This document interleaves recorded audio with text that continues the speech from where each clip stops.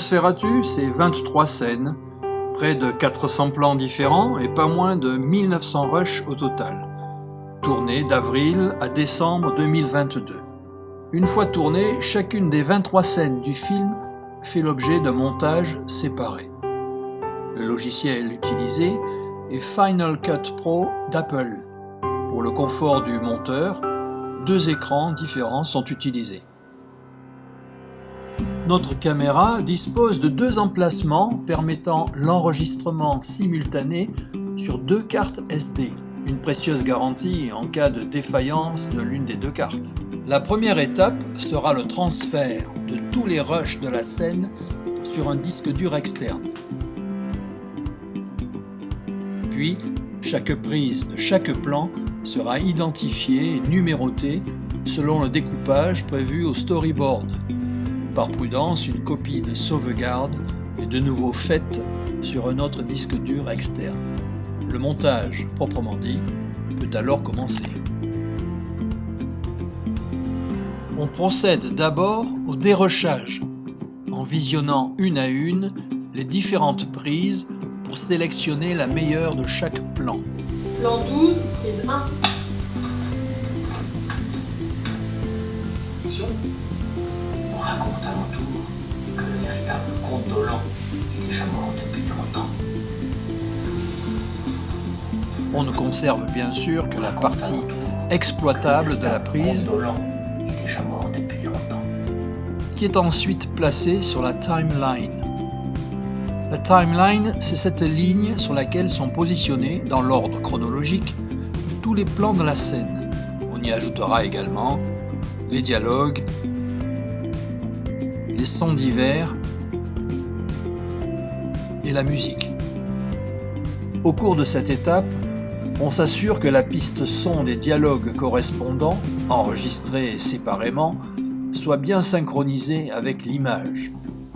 C'est une sage décision, monsieur. On vous prépare une chambre à l'instant.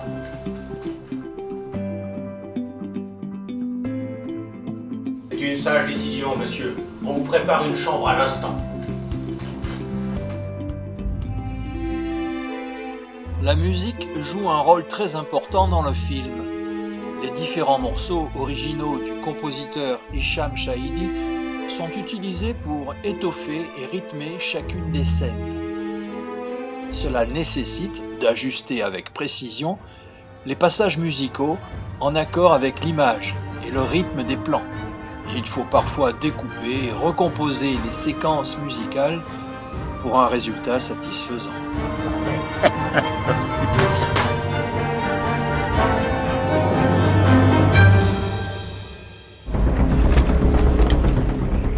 Des effets sonores sont aussi ajoutés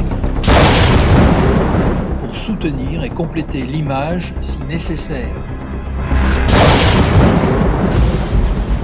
Le maître est là.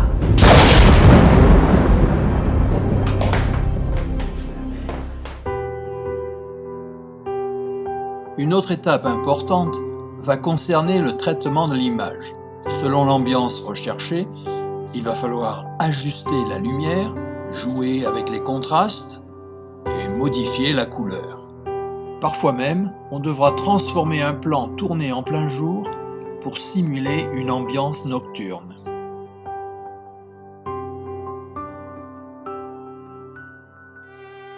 Notre histoire se déroulant au XIXe siècle, il convient d'éliminer autant que possible les éléments anachroniques indésirables du décor en extérieur. Par exemple, les portiers d'immeubles, les coffrets et câbles électriques, les plaques de béton, les gouttières trop modernes. Pour cela, on retouche d'abord le décor fixe, puis on superpose les acteurs en mouvement à l'aide de masques qu'il faut animer image par image, ce qui peut nécessiter plusieurs heures de travail. Quand certains décors étaient indisponibles ou difficiles d'accès, on a eu recours à un subterfuge qui consiste à filmer les acteurs devant un écran vert. Vers en bas. Prends le temps. Ouais. Descends. Encore, descends, encore, puis ta main, descends, à les ta main. incruster sur un décor réel, ce qui donne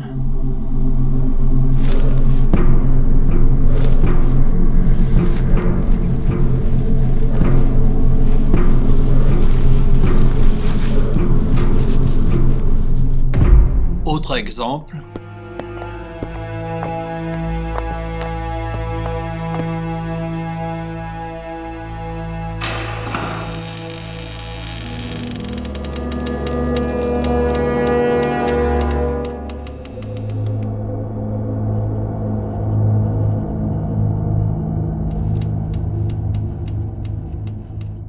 Quant au magnifique Castellet de Toulouse, il a fallu, pour les besoins du film, procéder à sa démolition. En images, heureusement.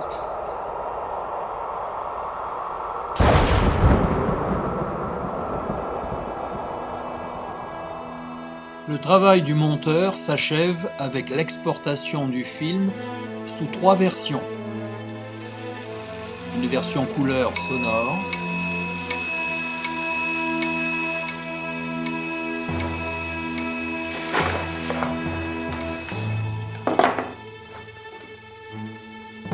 une version noir et blanc sonore, Vous êtes blessé, votre précieux sang.